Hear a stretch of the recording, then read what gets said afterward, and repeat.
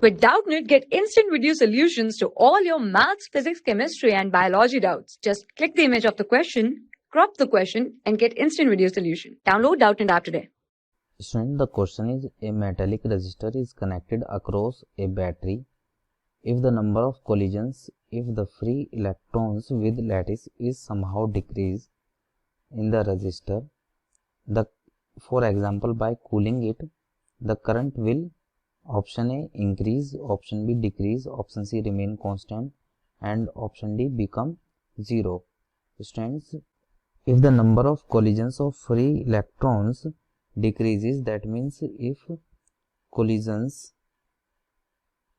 decreases, then drift velocity will increase, and as from formula I is equal to NEAVD,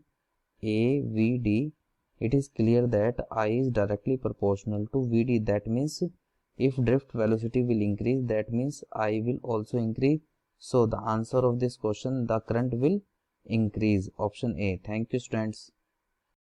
For class 6 to 12, IIT JEE and NEET level. Trusted by more than 5 crore students. Download Doubtnut app today.